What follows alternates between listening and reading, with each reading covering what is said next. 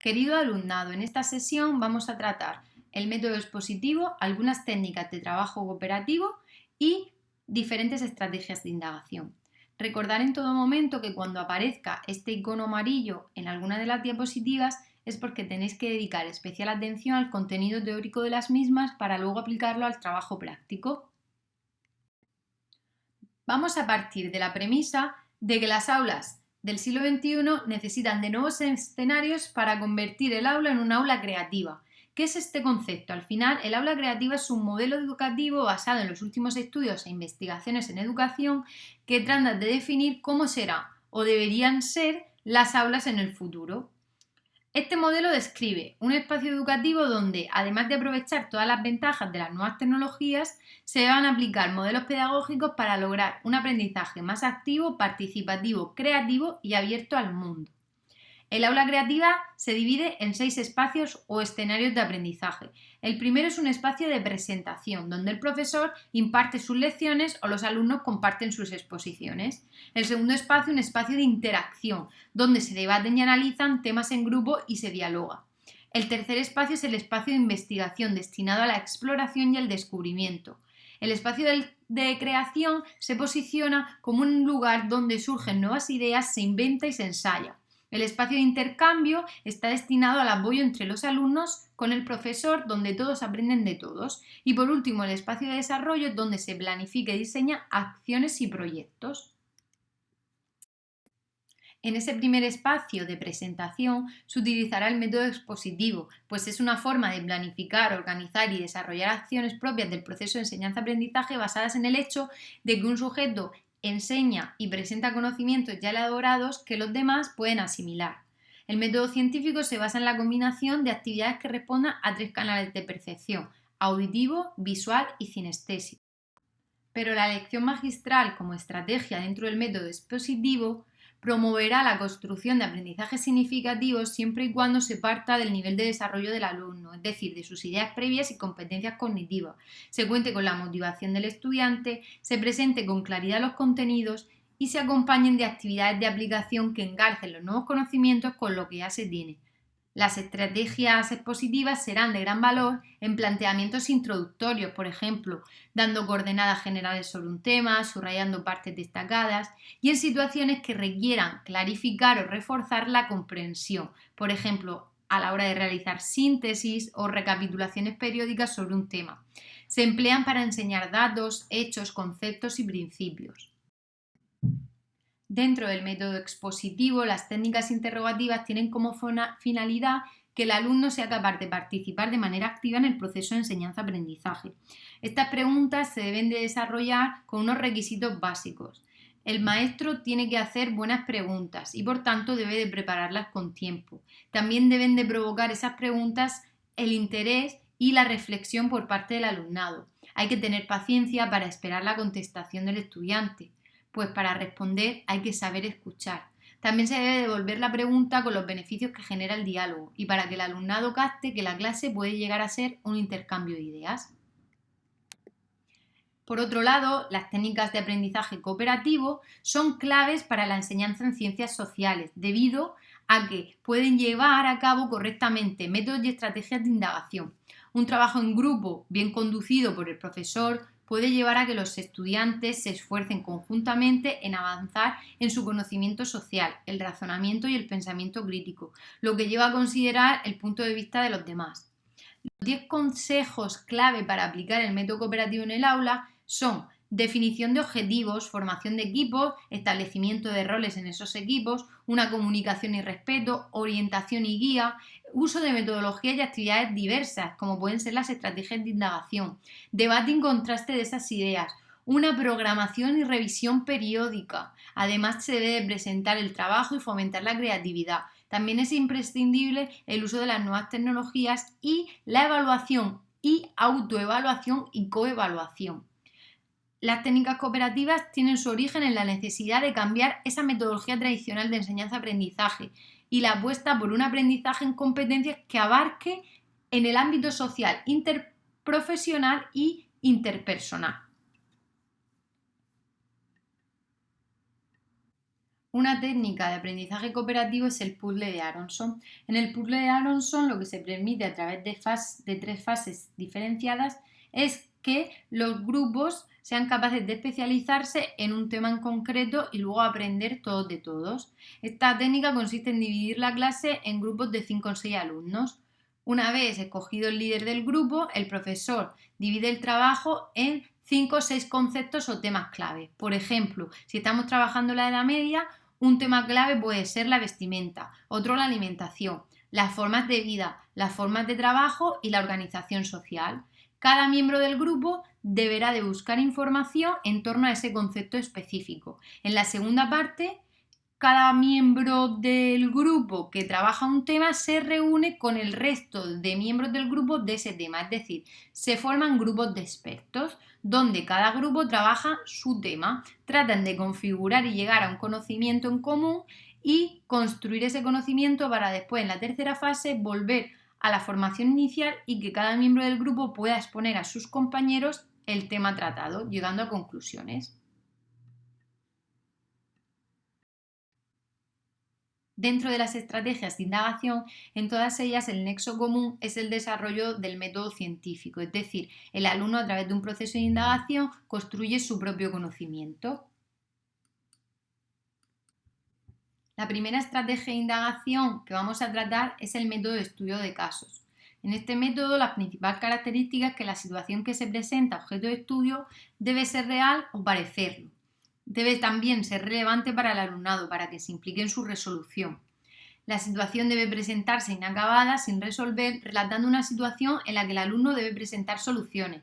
No debe por qué haber una solución única, pues la discrepancia en el aula debe tener cabida. La solución que se tome debe argumentarse desde la perspectiva del conocimiento de las ciencias sociales. No tiene por qué ser una problemática, puede ser una situación concreta donde el alumno pueda diseminar y disgregar un aprendizaje a partir de ella.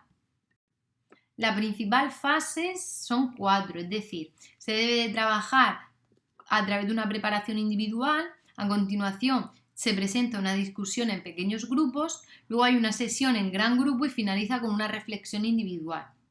Como veis, es un método que no debe ocupar un gran espacio de tiempo, sino que debe ser situaciones sencillas que se puedan estudiar y aplicar como mucho en 4 sesiones.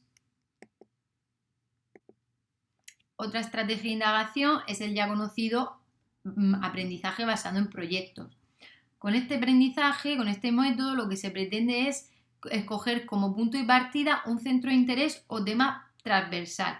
Principalmente, este punto de partida debe de ser un tema importante o significativo para los alumnos en su vida cotidiana, más allá del entorno del colegio, siempre teniendo en cuenta los contenidos que establece el currículo. La principal diferencia entre el aprendizaje basado en proyectos y el aprendizaje basado en problemas es que en el aprendizaje basado en problemas lo que se plantea es un problema o interrogante. En este caso es un tema o centro de interés. Siempre las características principales del aprendizaje basado en proyectos es que el método debe ser globalizado, es decir, debe tener un tratamiento interdisciplinar con otras áreas de conocimiento. También debe abordar un tema importante o significativo para los alumnos en su vida cotidiana. El proyecto debe requerir que el alumnado aplique esos conocimientos de otras áreas y utilice métodos de indagación y desarrolle habilidades de pensamiento. Y debe demandar en el estudiante el uso de diferentes medios y fuentes de información, que realice una presentación de lo aprendido finalmente. El rol del profesor dentro del aprendizaje basado en proyectos es de guía, pues debe estimular la búsqueda por parte de los alumnos, incitar la creatividad, alentar refuerzos positivos, tolerar respuestas incorrectas, procurar que cada actividad comience como si fuera una adivinanza, suministrar también las bases de conocimiento necesario, es decir, el maestro debe de especializarse previamente en ese tema y filtrar aquella información y aquellas fuentes de información a través de las cuales el estudiante va a desarrollar el proceso de enseñanza-aprendizaje. Mostrar siempre interés por lo que los alumnos dicen y piensan, alentar a los alumnos a formalizar hipótesis y valorar todo el proceso de razonamiento del alumnado, no solo el resultado final. Las fases de aprendizaje del método basado en proyectos son muy diversas. Distintos autores establecen distintas fases. Nosotros, para desarrollar nuestro aprendizaje basado en proyectos, nos vamos a seguir por estas fases divididas en 7 pasos, partiendo de que sabemos, que queremos saber, hasta llegar a la última fase de donde tendremos que reflexionar sobre qué es aquello que hemos aprendido. Otra estrategia de indagación es el aprendizaje basado en problemas. En ciencias sociales, este aprendizaje parte del estudio de un problema socialmente candente o socialmente relevante. Por tanto, tendremos que comprender esa conceptualización. El informe Teaching Controversial Issues comprende que un problema socialmente candente es una cuestión controvertida y conflictiva que implica valores e intereses diversos. Debe ser políticamente sensible, despierta y activa las emociones de los ciudadanos. Implica un tema complejo y es un tema de actualidad. En la escuela, un aprendizaje basado en problemas deberá centrarse en un problema que debe de estar vivo en la sociedad, es decir, debe tener interés en la sociedad en la que se vive, debe de estar vivo en los saberes de referencia, es decir, debe ser un tema objeto de estudio en la didáctica de las ciencias sociales y además estar vivo en los saberes escolares, es decir, debe de ser un tema que aparezca como contenido de aprendizaje en el currículo educativo. Además, debe tener una actualidad, una demanda social y una participación de la institución social en la que se trabaja. En el aprendizaje basado en problemas, el trabajo en grupo es clave, pues el problema debe ser lo suficientemente complejo para evitar que se divida el trabajo y se necesita la cooperación de todos. Estas son las fases a seguir en el aprendizaje basado en problemas.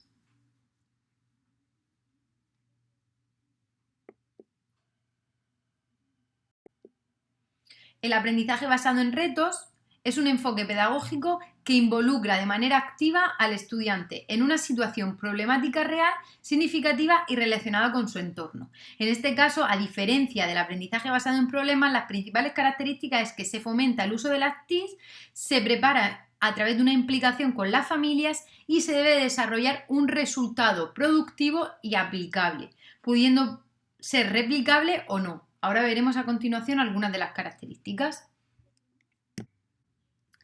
El aprendizaje basado en retos comienza con una gran idea, es decir, se trata de un tema amplio que tiene un impacto en la escuela o en la comunidad, como puede ser, por ejemplo, la matriculación en el curso escolar, el desempleo, el consumo de energía o la inmigración. Esa gran idea generalmente debe ser presentada por el profesor, pero los estudiantes deben discutirla y evaluarla, tratando de determinar sus componentes o preguntas esenciales.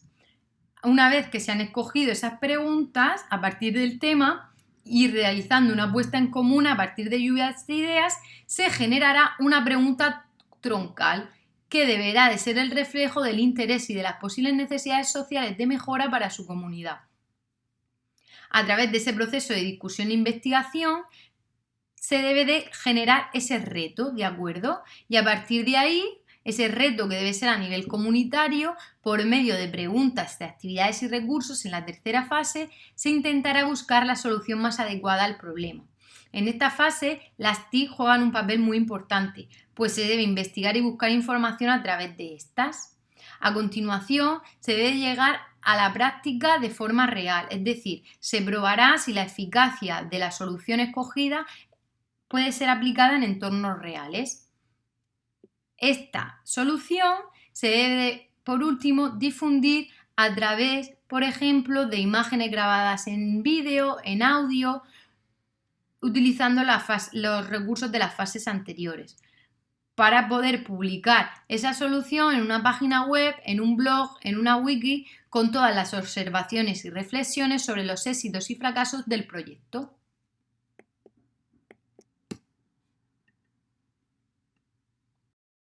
Por último, se destaca el aprendizaje servicio. Este método trata de unir el aprendizaje con el compromiso social. En realidad no es una metodología totalmente nueva, sino que trata de combinar dos estrategias distintas, el aprendizaje basado en proyectos y el aprendizaje basado en retos. La principal diferencia entre estos dos es que en el aprendizaje servicio la solución que se desarrolla debe ser una acción al servicio de la comunidad. con el fin de crear ciudadanos completamente comprometidos y participativos de la ciudad en la que viven. El aprendizaje-servicio, por tanto, identifica al alumnado en su entorno próximo a través de una situación cuya mejora debe comprometer al alumnado, desarrollando un proyecto solidario que pone en juego conocimientos, habilidades, actitudes y valores. Es decir, es una estrategia que pretende la proyección social hacia un fin concreto. Por tanto, los niños, es decir, el alumnado, aprenden mientras actúan sobre necesidades reales con la finalidad de mejorarlo. Las fases principales se dividen en 3 bloques: esbozo de la idea, establecimiento de alianzas, planificación del proyecto, preparación del proyecto con el grupo, ejecución del proyecto, cierre del proyecto con el grupo y evaluación multifocal. A continuación os presento un supuesto ejemplo de aprendizaje-servicio a partir de una problemática que podría ser real. Un centro educativo se encuentra ubicado en un barrio donde no hay un espacio de esparcimiento para que los alumnos por la tarde puedan desarrollar actividades lúdicas o deportivas.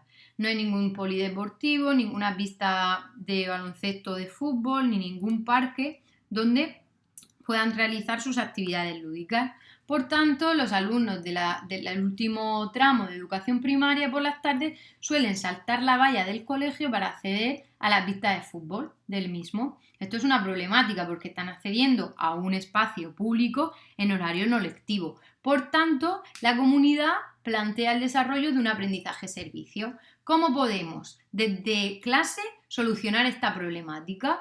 A partir de ahí, el alumnado se propone un esbozo de ideas y ejecuta diferentes alianzas. Por ejemplo, lo que quieren hacer es proponer un plan para construir en su localidad un espacio de esparcimiento, un parque lúdico o una pista de fútbol. Para ello, ¿qué hacen? Pues planifican el proyecto. ¿Qué necesitamos para poder crear eso? Van y realizan una visita con el alcalde pedáneo o con el alcalde del barrio para ver cómo se podría desarrollar ese proyecto. Hablan con urbanismo, hablan con la comunidad, con algunas personas especialistas que puedan ayudar a construir un parque lúdico. Pueden recoger también información sobre cómo se puede ejecutar el proyecto, hasta que llegan a desarrollar ese proyecto. Si ese proyecto se desarrolla, el proyecto urbanístico, son capaces de desarrollarlo y presentarlo a la alcaldía, entonces sería un aprendizaje basado en retos, porque son capaces de presentarlo, difundirlo a través de las redes sociales, a través de las páginas web, incluso crear una página web de crowdfunding para crear fondos para construir ese parque. Entonces, si ellos son capaces de crear ese informe urbanístico y la alcaldía es la que se encarga de ejecutarlo, entonces sería un aprendizaje basado en retos. ¿Qué diferencia hay con el aprendizaje-servicio? En el aprendizaje-servicio sería el propio proyecto el que desarrollaría ese parque lúdico, es decir, a través de la participación de la comunidad, a través de arquitectos, de padres que trabajen en la construcción, tratan de crear, por ejemplo, un parque lúdico hecho con materiales reciclados. Como podéis ver en la imagen, hay un ejemplo. Entonces, si ese parque se construye y se lleva a la práctica a través de un terreno que le ha cedido el ayuntamiento, entonces sería un aprendizaje basado en servicio, un aprendizaje-servicio. Esta es la principal diferencia entre el aprendizaje basado en retos y el aprendizaje-servicio. Espero que os haya quedado claro y si tenéis cualquier tipo de duda, no dudéis en escribirme por mensaje o dejármelo en comentarios. A continuación voy a presentar otro ejemplo brevemente. Este es un ejemplo real, un ejemplo que nace en la ciudad de Bolonia. Un grupo de alumnos tratan de estudiar el medievo a través de los elementos patrimoniales de su entorno y se dan cuenta dentro de un entorno patrimonial eclesiástico denominado las 7 iglesias que en un patio dentro de ese complejo hay un bachile longobardo, pero ese bachile está totalmente destruido. A partir del estudio de ese objeto patrimonial, de ese bachile longobardo, conocen su historia y tratan de ver qué importancia y qué relevancia histórica tiene el bachile dentro del conjunto monumental de las 7 iglesias. A través de un proyecto de aprendizaje-servicio en colaboración con la Universidad de Bolonia y un centro privado tratan de construir un proyecto de restauración del Bachile. Consiguen la financiación a través de una empresa privada y ese Bachile, después de un año académico, consiguen restaurarlo a través de una empresa de restauración. Estas imágenes que podéis ver es el día en el que se instaura ese Bachile restaurado en el patio de las 7 iglesias. Todo esto se vincula dentro de un proyecto de aprendizaje-servicio, donde trabajan a través del patrimonio, la Edad Media y la participación ciudadana, tomando el entorno como recurso didáctico.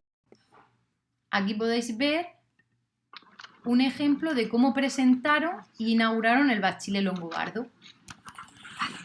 Buongiorno a tutti, anche a nome dei nostri compagni che non sono potuti venire. Eccoci qui ancora una volta in questo luogo suggestivo e ricco di storia.